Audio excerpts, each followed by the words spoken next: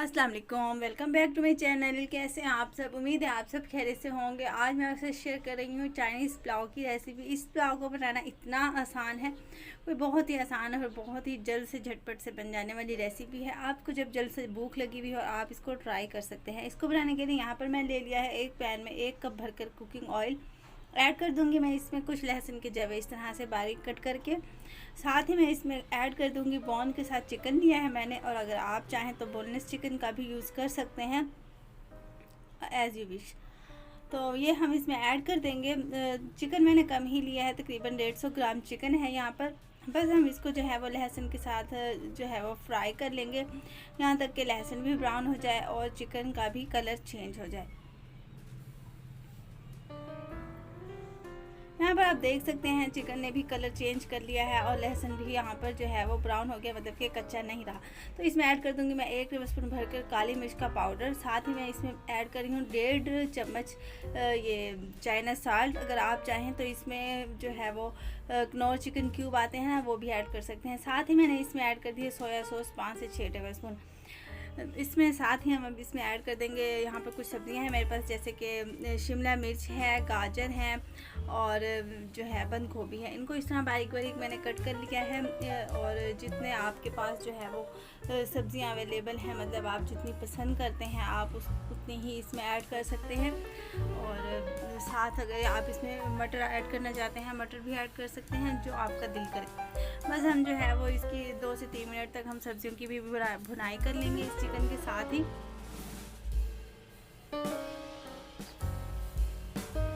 और ये बहुत ही आसान रेसिपी है, मिनटों में बन जाती है, इसमें कोई ज़्यादा टाइम भी नहीं लगता इसको बनाने में और जल्दी से बन जाने वाली रेसिपी। आप इसको लाजमी ट्राई कीजिएगा और है तो बहुत ही मज़े की। साथ ही मैं इसमें ऐड कर दूँगी 1/2 टेबलस्पून नमक। अच्छा, नमक आप अपने हिसाब से कम या ज़्यादा भी रख सकते हैं, जितना आपको बेहतर लगे।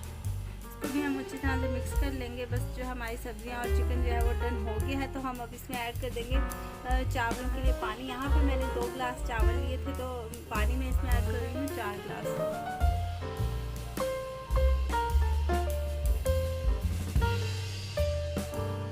यखनी भी हमारी जो है यहाँ पर बन गई है, तो अब हम इसमें ऐड कर देंगे चावल। चावल मैंने यहाँ पर सीधा लिए हैं, जो मैंने 1 घंटे पहले ही भिगो दिए थे।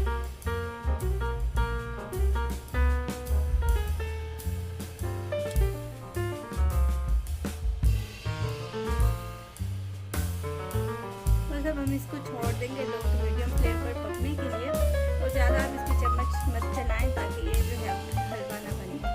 यहाँ पर ये देख सकते हैं आप, पानी जो है वो तकरीबन ड्राई हो गया है यहाँ पर इसका चावलों का।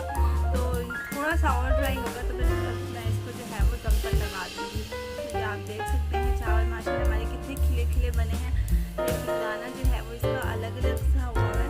तो बहुत ही मज़े की रेसिपी है। अगर आपको मेरी रेसिपीज अच्छी लगती है तो आप प्लीज़ अपनी फैमिली, अपनी फ्रेंड्स के साथ इनको लाजमी शेयर किया करें।